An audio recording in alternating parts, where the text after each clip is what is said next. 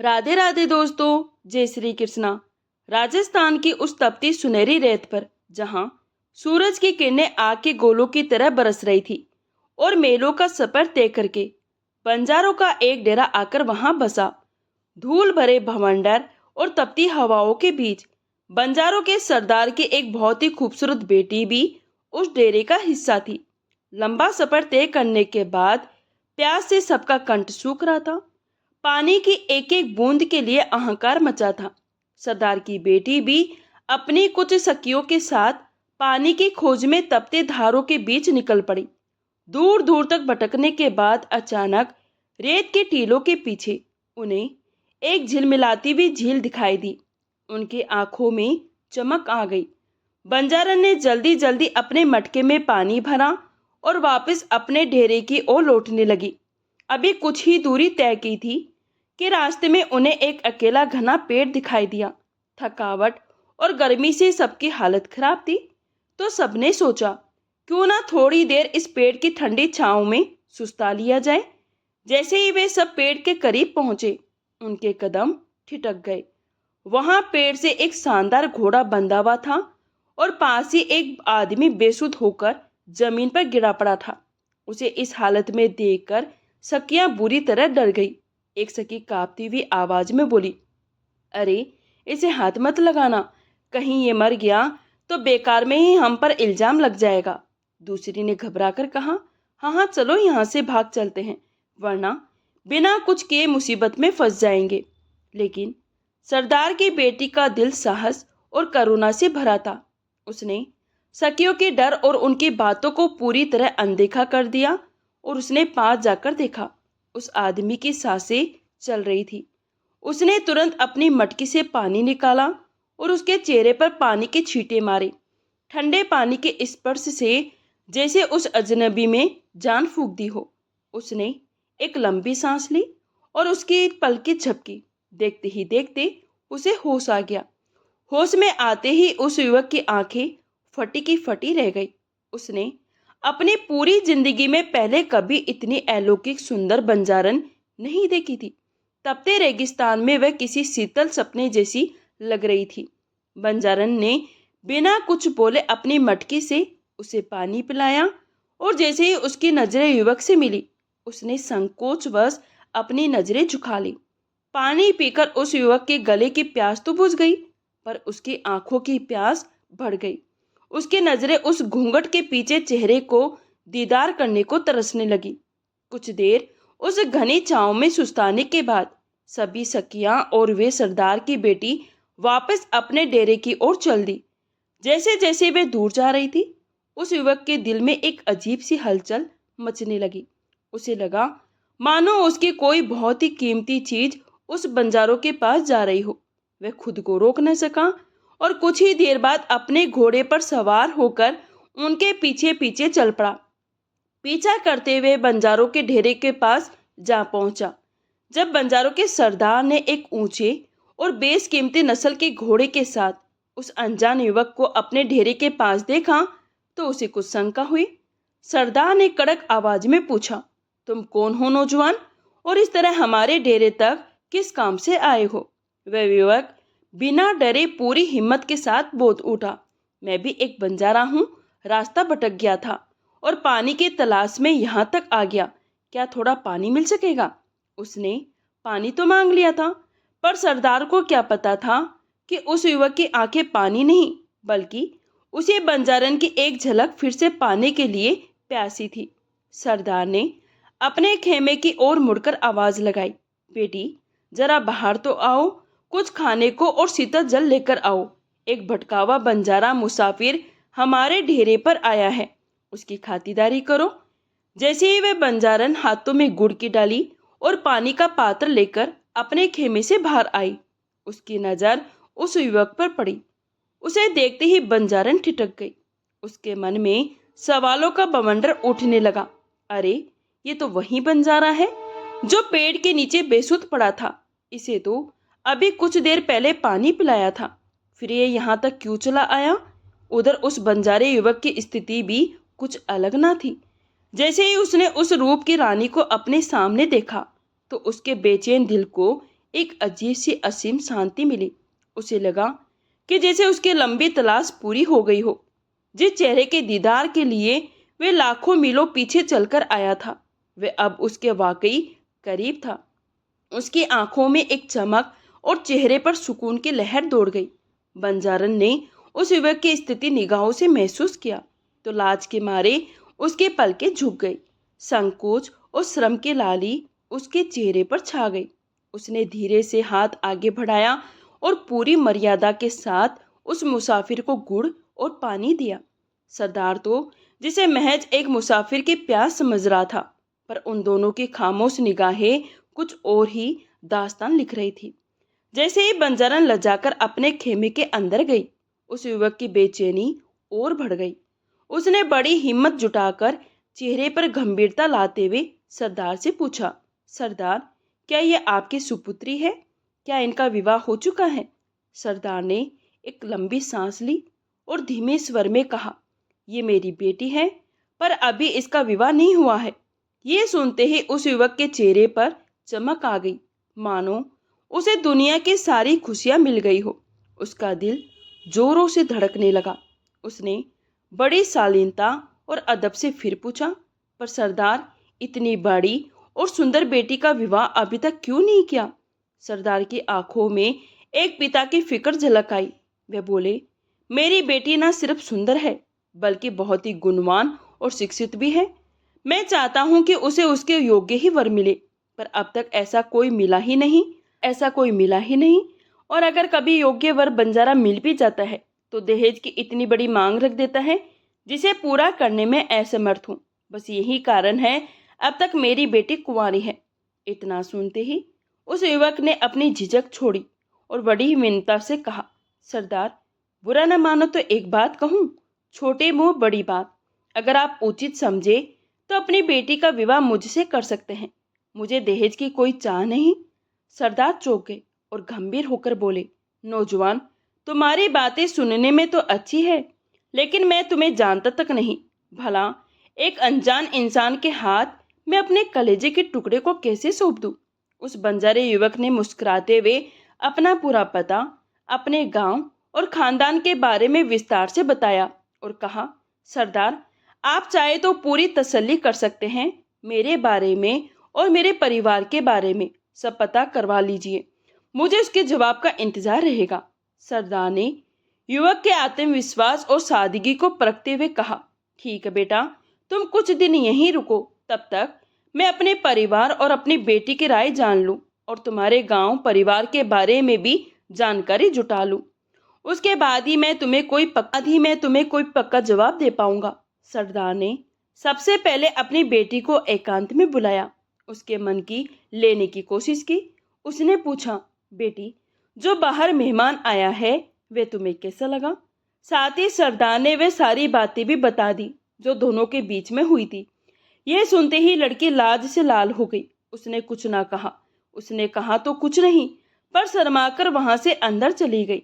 अंदर जाकर उसने अपनी माँ के गले लगकर धीरे से स्वर में कहा, माँ, मुझे वे लड़का पसंद है।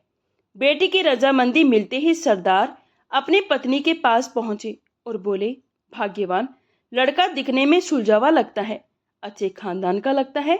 उसके पास जिस नस्ल का कीमती घोड़ा है उसे देखकर ही उसकी हैसियत और परवरिश का अंदाजा लगाया जा सकता है।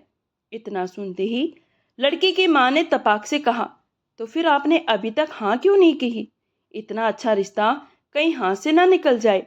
आज के जमाने में बिना दहेज की मांग करने वाले नेक दिल इंसान कहाँ मिलते हैं। अपनी पत्नी से मशवरा करने के बाद सरदार ने अपने भाइयों और कुंबे के खास लोगों को इकट्ठा किया। उसने सबको पूरी बात बताते हुए कहा, भाइयों, लड़के ने कोई मांग नहीं रखी, वह तो सिर्फ हमारी बेटी का हाथ मांग रहा है। लड़का भी गुणी है और इसका स्वभाव भी नेक लगता है। उनके भाइयों ने भी एक ही स्वर में कहा, भाई साहब, इतना अच्छा रिश्ता बार बार नहीं आता। लड़का स्वाभिमानी है, हमें ये रिश्ता पक्का कर देना चाहिए। सरदार ने फिर भी एक पिता की जिम्मेदारी निभाते हुए लड़के के द्वारा बताए गए पते पर अपने कुछ खास आदमियों को भेजकर छानबीन करवाई। जब हर तरह से लड़के के परिवार की तारीफ सुनने को मिली तो सरदार का दिल इंतमान से भर गया। बिना देरी किए पूरे रीति रिवाज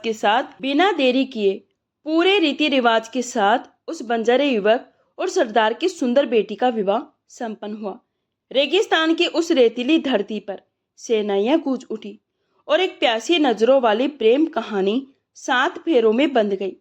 विवाह के बाद बंजारे ने अपनी दुल्हन को बड़े प्यार से घोड़े पर बिठाया और अपने घर की ओर चल पड़ा। चलते चलते सूरज ढल गया, चारों ओर अंधेरा छा गया।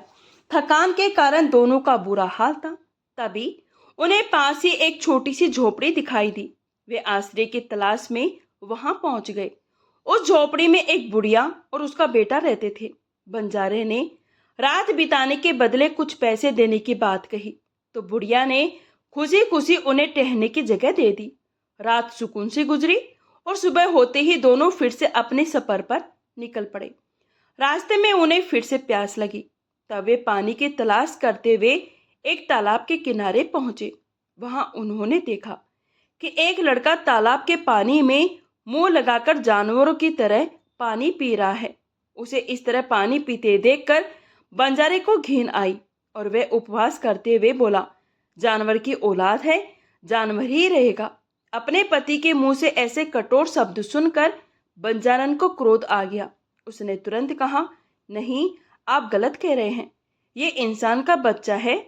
बंजारे ने चिढ़कर फिर कहा, नहीं, ये जानवर का ही अंश है। बंजारन अपने बात पर अड़ी रही और उसने फिर दोहराया कि वह इंसान है। 2-3 बार जब दोनों ने एक ही बात दोहराई तो बंजारन गुस्से से आग बबूला हो उठा। उसने चिल्ला के कहा, तुम्हारी इतनी हिम्मत कि तुम मुझसे बहस करो? तुम मेरी पत्नी हो और तुम्हें मेरी हर बात माननी पड़ेगी।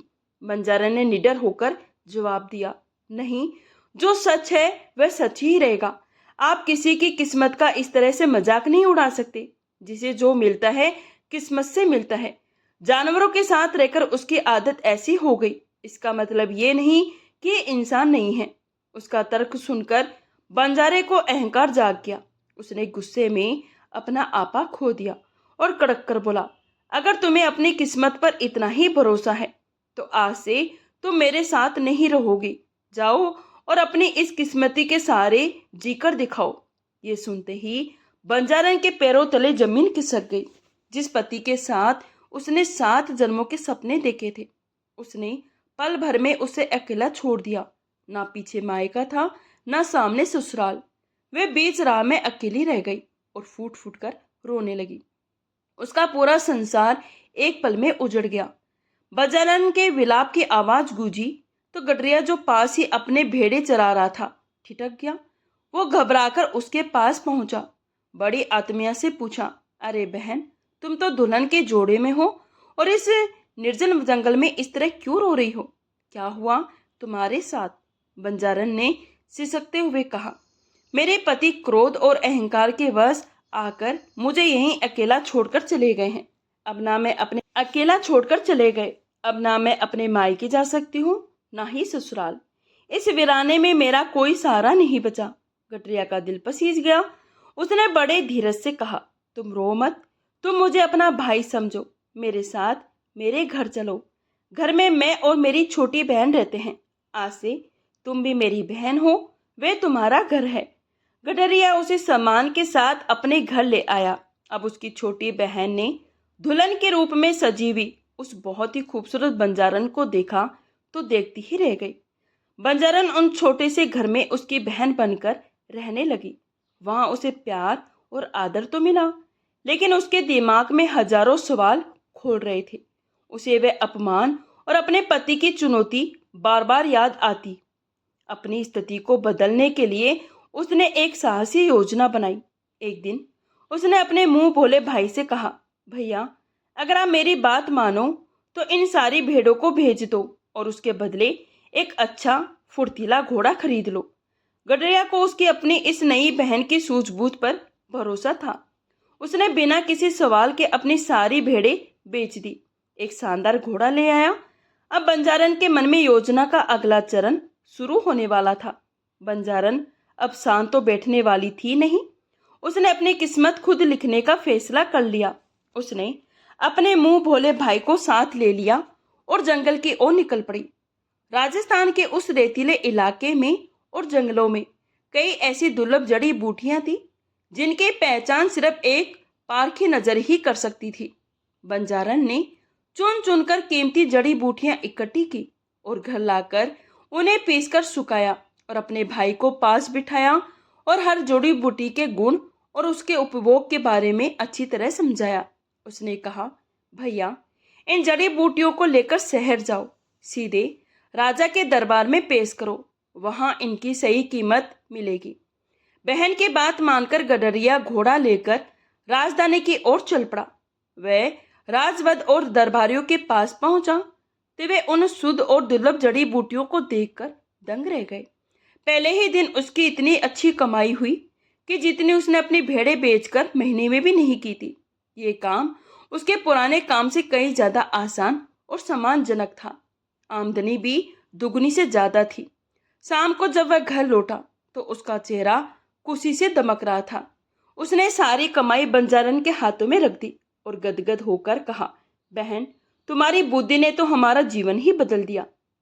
आज मुझे समझ में आया कि मेहनत के साथ साथ अगर सही दिशा मिले तो इंसान अपनी तकदीर बदल सकता है। तुम्हारा बहुत बहुत शुक्रिया। बंजारन मुस्कुराई, लेकिन उसके आंखों में अभी भी एक बड़ा लक्ष्य था। वे केवल अमीर नहीं बनना चाहती थी, बल्कि उस अहंकार को भी तोड़ना चाहती थी जिसने उसे बेसहारा छोड़ दिया था। बंजारन की बुद्धिमानी अब रंग ला रही थी। उसने एक दिन अपने भाई से कहा, भैया सुनो, आज तुम जड़ी बूटियां बेचने के बाद सीधे राजा के महल में जाना और सभा के बीच में बैठकर वहां होने वाली हर चर्चा को ध्यान से सुनना। जो भी वहां घटे वे आकर मुझे बताना। भाई ने वैसा ही किया। वे चुपचाप राज दरबार में जाकर बैठ गया। उस दिन दरबार में अजीब घटना हुई। राजा के पान लगाने वाले सेवक से एक बड़ी चूक हो गई। उसने पान में चूना ज्यादा लगा दिया, जिससे राजा की जीभ जल गई। क्रोधित होकर राजा ने आदेश दिया कि कल इस पान वाले को दरबार में पेश किया जाए और सजा के तौर पर इसे ढेर सारा चूना खिलाया जाए। शाम को गडरिया घर लौटा और उसने सारी बात अपनी बहन को बताई। बंजारन ने सब सुनकर धीमे से मुस्कुराई और कहा, ठीक है भैया, कल जब उसे चूना खिलाकर महल के बाहर निकाला जाए तो तुम तुरंत उसे पकड़ लेना। उसे जबरदस्ती ढेर सारा घी पिला देना। याद रहे, उसे बचाने का यही एक रास्ता है। अगले दिन गडरिया फिर से सभा में पहुंचा। राजा के आदेश अनुसार सजा दी गई। उस बेचारे पान वाले को बहुत सारा चूना खिला दिया गया। जैसे ही वह लहूलुहान हालत में महल से बाहर आया, गडरिया ने बंजारन की योजना मुताबिक उसे पकड़कर ढेर सारा घी पिला दिया। घी के प्रभाव से चूने का जहर कट गया और पान वाले की जान बच गई। अगले दिन जब पान वाला बिल्कुल भला चंगा होकर राज दरबार में पहुंचा तो राजा उसे जीवित और स्वस्थ देखकर हैरान रह गया। राजा ने सोचा कि इतना सारा चूना खाने के बाद उसका बचना तो नामुमकिन था। राजा ने उसे पास बुलाकर पूछा, सच सच बताओ, तुम मौत के मुंह से कैसे वापस आए? तुम्हें किसने बचाया? पान वाले ने हाथ जोड़कर गडरे की ओर रहस्यमय मदद की सारी घटना विस्तार से बता दी। राजा ये सुन करके दंग रह गया कि कोई साधारण सा दिखने वाला व्यक्ति इतना बड़ा वेद और बुद्धिमान कैसे हो सकता है। राजा ने तुरंत आदेश दिया, उस गडरे को सम्मान सहित तुरंत महल में पेश किया जाए। हम उससे मिलना चाहते हैं। राजा के आदेश पर गडरे को तुरंत दरबार में हाजिर किया गया। उसकी सूझबूझ से प्रभावित होकर राजा ने उसे अपना राजसी वेद नियुक्त कर दिया। ये सुनकर गडरिया की खुशी का ठिकाना न रहा। एक भेड़ चराने वाला एक राजमहल का हिस्सा बन गया। उसी शाम राजा ने ये घोषणा करवाई कि अगले दिन घोड़ों की एक भीषण दौड़ होगी जिसमें राज्य के सभी वीर घुड़सवार हिस्सा लेंगे। गडरिया ने घर लौटकर अपनी बहन बंजारन को सारी बातें बताई। बंजारन की आंखों में चमक आ गई। वह समझ गई कि उसका लक्ष्य अब करीब है। उसने अपने भाई से कहा, भैया, जब कल दौड़ शुरू होगी तुम उसमें हिस्सा मत लेना। तुम बस अपना घोड़ा लेकर राजा के पीछे पीछे रहना, उन पर नजर रखना, अपने साथ पर्याप्त पानी और भोजन रखना और राजा की सेवा के लिए तैयार रहना। अगले दिन दौड़ शुरू हुई। सभी घुड़सवार अपनी पूरी ताकत से आगे निकल गए, लेकिन गडरिया बंजारन की सीख के अनुसार धीमे धीमे राजा के पीछे चलता रहा। तपते रेगिस्तान में दौड़ते दौड़ते राजा का घोड़ा बहुत ही दूर निकल गया था। राजा धूप और प्यास से बेहाल हो गए। तब उन्होंने पीछे मुड़कर देखा तो दूर दूर तक कोई घुड़सवार नजर नहीं आ रहा था। केवल उसका नया राजसी वेद पीछे पीछे आ रहा था। राजा थकान के मारे एक पेड़ के नीचे बैठ गए और गला सूखने के कारण पानी पानी चिल्लाने लगे। गडरिया तुरंत अपने घोड़े से उतरा और राजा को शीतल जल पिलाया। उसके बाद उसने अपनी बहन द्वारा तैयार किया गया खाना राजा को दिया। रेगिस्तान के उस सुनसान इलाके में अपनी जान बचते देख राजा गदगद हो गए। उन्होंने देखा कि जहां दूसरे घुड़सवार सिर्फ जीतने की होड़ में थे, वहीं उस व्यक्ति को अपने राजा के जान की फिक्र थी। गडरिया के इस निस्वार्थ सेवा और तत्परता ने राजा के दिल में उसके प्रति सम्मान को और ऊंचा कर दिया। महल वापस लौटकर राजा ने बड़ी प्रसन्नता के साथ रानी को सारी बातें बताई। राजा बोले, रानी, आज मुझे अपनी इकलौती पुत्री के योग्य वर मिल गया है। वे न केवल बुद्धिमान और सेवा भाग्य है, बल्कि उसमें हमारे राजकाल को संभालने का धैर्य भी है। अगले दिन दरबार में सभा जुटी। राजा ने गडरिया को अपने पास बुलाया और सबके सामने अपनी बेटी के विवाह का प्रस्ताव रखा। वहां मौजूद राजकुमारी ने जब युवक को देखा तो शर्म से लाल हो गई। दरअसल राजकुमारी उसे पहले से ही पसंद करने लगी थी, क्योंकि वह गडरिया देखने में अत्यंत सुंदर था। गडरिया ने बड़ी शालीनता से सिर झुकाया और कहा, महाराज, आपका प्रस्ताव मेरे लिए सौभाग्य की बात है, पर मैं बिना अपनी बहन से पूछे कोई निर्णय नहीं ले सकता। मुझे घर पर पूछना पड़ेगा। राजा ये सुनकर और भी प्रभावित हो गए। उन्होंने सोचा कि जो व्यक्ति इतने बड़े राज्य का दामाद बनने के अवसर पर भी अपने परिवार की सलाह को सर्वोपरि रखता है, वह कितना नेक और संस्कारी होगा। गडरिया तुरंत घर गया और अपनी बहन को सारी बातें बताई। बंजारन की आंखों में संतोष के आंसू थे। उसने मुस्कुराकर कहा, भैया, ये तुम्हारी मेहनत और ईमानदारी का फल है।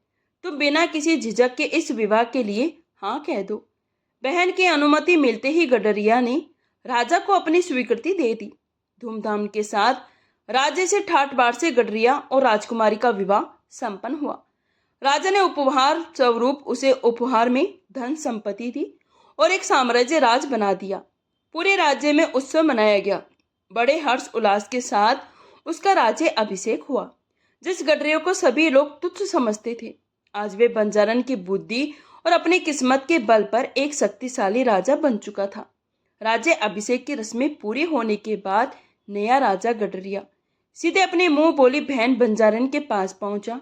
उसने उसके चरणों में अपना मुकुट रख दिया और भावुक होकर कहने लगा, बहन, आज मैं जो कुछ हूँ तुम्हारी बुद्धि और त्याग की वजह से हूँ। तुमने मेरी किस्मत बदल दी। आज तुम मुझसे जो चाहो मांग सकती हो। मैं अपना पूरा राज्य भी तुम्हारे कदमों में रख सकता हूँ। बंजारन की आंखों में चमक उभरी। ये वही पल था जिसका उसे इंतजार था। उसने अपनी चुप्पी तोड़ी और अपने उस अहंकारी बंजारे पति के घर का पूरा पता बताते हुए कड़क आवाज में कहा, भैया, अगर तुम मुझे कुछ देना ही चाहते हो तो उस इंसान को गिरफ्तार करके ले आओ। उसे काल कोठरी में बंद कर दो। अपनी बहन की आज्ञा पाते ही राजा ने तुरंत अपने सबसे काबिल सैनिक की एक टुकड़ी रवाना की। सैनिकों ने कई दिनों तक रेगिस्तान के खास खाने बंजारे के हर डेरे की तलाश की। आखिरकार उस बंजारे युवक को ढूंढ निकाला। उस गडरिये ने उसे बेड़ियों में जकड़कर राजधानी बुला लिया और राजा के आदेश अनुसार अंधेरे कैद खाने में डलवा दिया गया। वह अहंकारी बंजारा जो कभी अपनी पत्नी को उसकी किस्मत के भरोसे छोड़ गया, अब खुद अपनी फूटी किस्मत पर रो रहा था। उसे समझ में नहीं आ रहा था कि एक राजा ने उसे क्यों पकड़ा। 3-4 दिनों तक वह बिना अन्न जल के उस काल कोठरी में तड़पता रहा। भूख और प्यास से उसका सारा अहंकार मिट्टी में मिला दिया गया। अब वो बस मौत या दया की भीख मांग रहा था। लेकिन उसे ये न पता था कि उसके तकदीर का फैसला अब उसी बंजारन के हाथों में है जिसे उसने बेसहारा छोड़ दिया था। बंजारन ने अलमारी से अपनी शादी की वह पुराना जोड़ा निकाला, उसे पहनकर 16 श्रृंगार किया। उसके हाथ में शीतल जल का एक भरा कटोरा लिया, अपने भाई राजा के साथ काल कोठरी की ओर चल दी। जैसे ही वे कैद खाने पर पहुंचे, बंजारे की नजर पानी के कटोरे पर पड़ी तो भूख और प्यास से इतना व्याकुल था कि बिना ये देखे कि सामने कौन खड़ा है, वे जानवरों की तरह खाने और पीने पर टूट पड़ा। 3-4 दिनों की तड़प ने उसके इंसानी सलीके को खत्म कर दिया था। जब उसकी भूख और प्यास शांत हुई, तब उसने सिर उठाकर सामने देखा तो सामने वही पत्नी खड़ी थी, वही बंजारन जिसे वर्षों पहले तपते रेगिस्तान में अकेला छोड़ गया था। उसे देखते ही बंजारे की आंखों में आंसू बहने लगे। वह उसके पैरों में गिर गया और गिड़गिड़ाते हुए बोला, मुझे माफ कर दो। उस दिन गुस्से और अहंकार में मैंने बहुत बड़ी भूल कर दी थी। जब मेरा गुस्सा शांत हुआ तो मैं तुम्हें मीलों तक खोजता रहा, हर डेरे में पूछा पर तुम कहीं ना मिली। तब से मैं तुम्हारी याद में तड़प रहा हूँ। भगवान का शुक्र है आज तुमने मुझे खोज लिया। राजा बड़ी खामोशी से यह सब देख रहा था।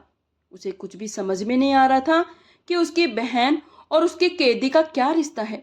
तभी बंजारन अपने भाई की ओर मुड़ी, भैया वे यही शख्स है जो मेरा पति है, मुझे रास्ते में बेसहारा छोड़ गया था। फिर उसने अपने पति की आंखों में आंखें डालकर कहा, पहचाना नहीं, ये वही गडरिया है जिन्हें तुमने उस दिन जानवर का बच्चा कह के उसका मजाक उड़ाया था।